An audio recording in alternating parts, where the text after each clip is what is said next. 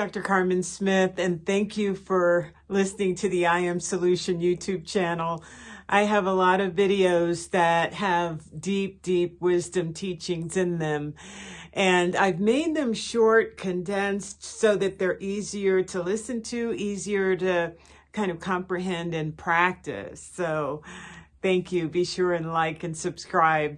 In this video, oh my goodness, buckle up, because I said to the universe and the God within me, my highest self, I said, can you give me my dreams in my waking state? Because I couldn't grasp a hold of all of the information that was coming into my dreams. When I'd wake up, I'd try to journal it, I'd forget. And so I just told the universe, just tell me in my waking state. I will never do that again. You'll see why in this video, but I did get a lot of messages. It was a good thing. It's just that I needed to have those messages. And when it gave me that in the waking state, and I was able to process what had happened, I saw the wisdom and the intelligence behind the message. And I just was so grateful for it. It really was something that helped me and my family. Oh my goodness, I'm getting teary. Watch the video, you'll see what I mean. It's amazing. Oh my goodness, love you. Let's take it a step further, because we're living in a time where you need to vibrate with gratitude in order to birth this manifestation that I'm talking about. So it wasn't, I think it was 2020, right before the lockdown, right before the pandemic was announced. I had been having dreams, but as soon as I woke up, as soon as I moved, I couldn't remember the dreams. So even when I tried to reach for a journal to write it down, I just couldn't remember any of the specifics. So I talked to the universe. I said, you know, God within me, God around me, Father, Mother, God, if you want to deliver a message to me, it has to be in my waking time. And I will remember it, and I will jot it down, and I will just be so grateful to have it in my daylight time. Well, as soon as I did that, I went out to the national park right behind my house, the vastness of this national park, and I decided to go hiking, a short hike. I had never been on this trail before. I wasn't even wearing the right shoes. I didn't have a water in my backpack. I was so ill-prepared. I just thought, well, this will be really great to take some pictures. One of the things that I forgot was to charge my phone.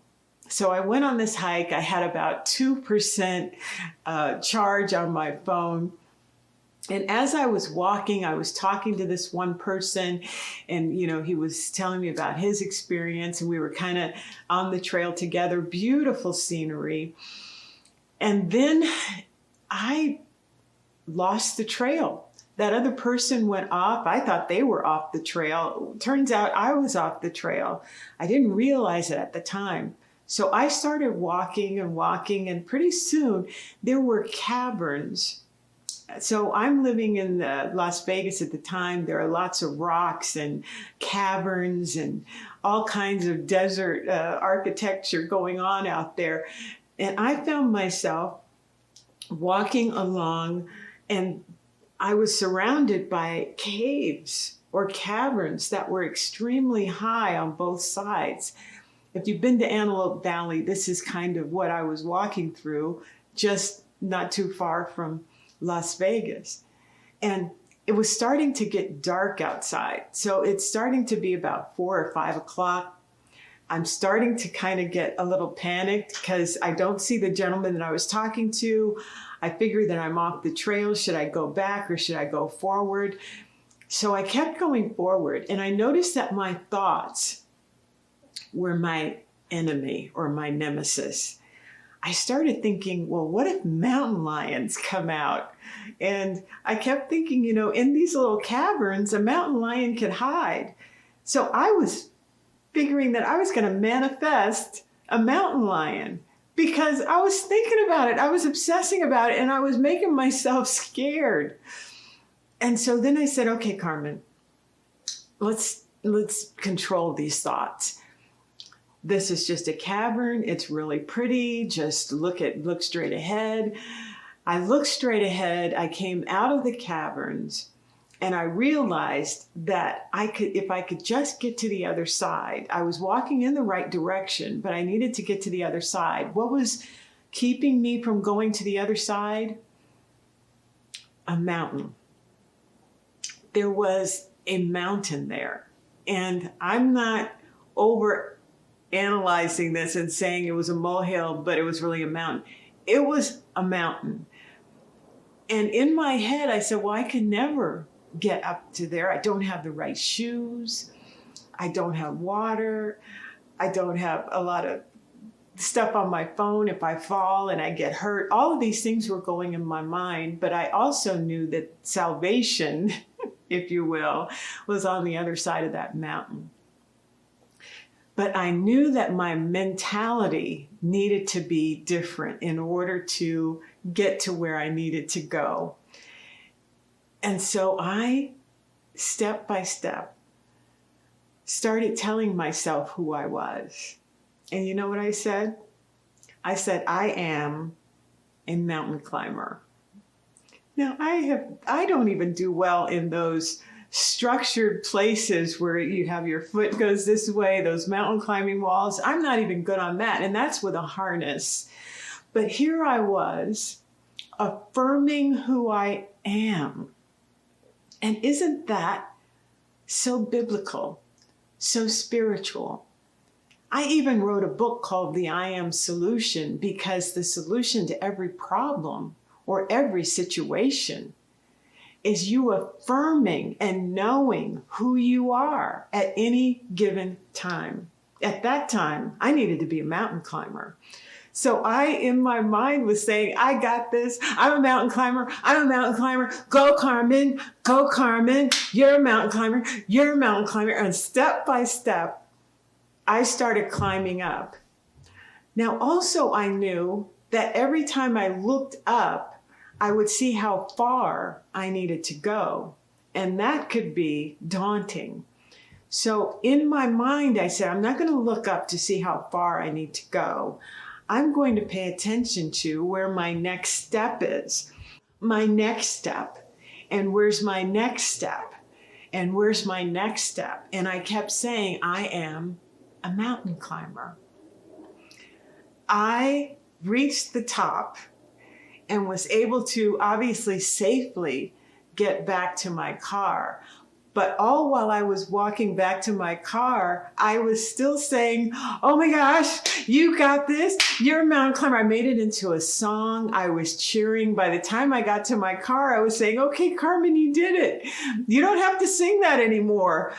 But one of the things that I got from that whole experience, and I was so grateful for it, and it was a real experience, because remember, I asked the universe, don't send me a dream, and it was like a dream.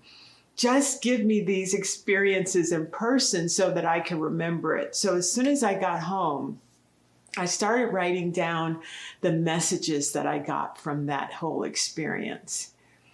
And here's what I gleaned from that. Your mind is your greatest treasure.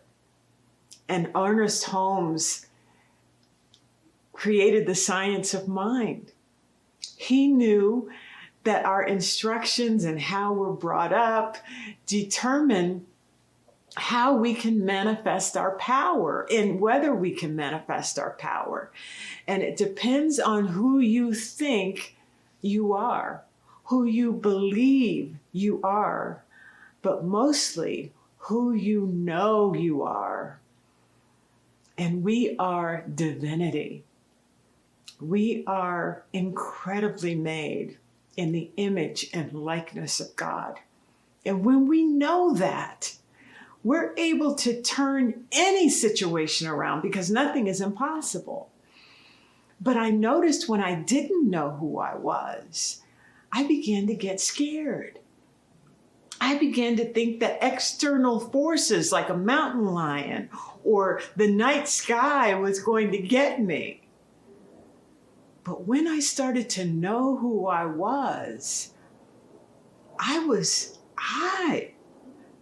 was more powerful than anything that I was going to encounter on that trip. As a matter of fact, it's fine to have some cell bars when you're going out on a hike. Yes, it's fine. That's important to have. But I was in a position where I could only depend on me and the power that was within me. So I had to draw on every ounce of DNA magic that I have within me. And what I began to do was I began to affirm who I was. And the only name that God gave himself was to Moses. And Moses says, "Who are you?" And that voice from the burning bush, from that light said, "I am that I am." And so when you're in any situation, you have to call forth, who are you? Are you a warrior? Are you a peace giver? Are you a mountain climber? Are you a nurturer? Are you a lover? All of those things in the moment will be your salvation. So I was also told not to look too far in the future. Don't look all the way up that mountain because you could get discouraged based on what you see. But when you're in that spiritual realm of gratitude and knowing who you are, you just know that right now, in the present moment, I've got this. Right now, in the present moment, I've got this. Right now, in the present moment, all that I am is here in this moment, and nothing is impossible. I don't have to be focused on way out in the future or how high that mountain is. As long as I know that each step, yes, yes, yes, the sacred yes. And then you begin to know through and through who you are. And so even though I was done with the mountain, I was still on the high of what I had just been through. I was still on the high of divinity. And I was so grateful because that energy is just so comforting, energizing, and powerful. I don't want you to forget how powerful you are. Because in any situation, you've got this based on affirming who you are. And I call that being grateful. You are being grateful. You are being gratitude. You are being the energy of God, which is that higher frequency. So that is the fourth strand of gratitude. You are affirming your power. You're affirming who you are. And based on that, you affirm and celebrate the new earth, the unified field, the oneness, all of that. When we know who we are, it's not outlandish to manifest. That's what you're created to do. God is a creator. We are creators. So when you know who you are, you create from that knowing. You can't help but do that. You bring forth what you are, the Word made flesh. So the four strands of gratitude is how you get there. The fourth strand is magic, miracles, or as the monks say, technology. Let's take a deep breath right there. Stepping into your power, becoming the homecoming of the Spirit that manifests, that brings forth. All of that is in you. I can tell you that I was so grateful for that dream because it really set me up for 2020. It really set me up for these times that we're living in. And I want you to know that a lot of people, their thoughts went to the scariest scenario. Their thoughts went to an external force, whether it's the pandemic or anything else that is coming to get them or coming to get their family. And that's a very scary place to be. But what I was told by Spirit is to really pay attention to your thoughts. And whenever you notice that you're afraid of something outside of you, it's letting you know that there is nothing outside of you that is more powerful than what you have within you. You have the God of the universe standing where you are, inside your heart, and let him inside your thoughts. And there's nothing that God is afraid of. So where you walk, 2020, 2021, 2022, and beyond, know that you got this based on who you know you are. And you are powerful. You are awesome. And most of all, you have everything that you need. And isn't that joyous and something to be grateful for? So become grateful. Love you.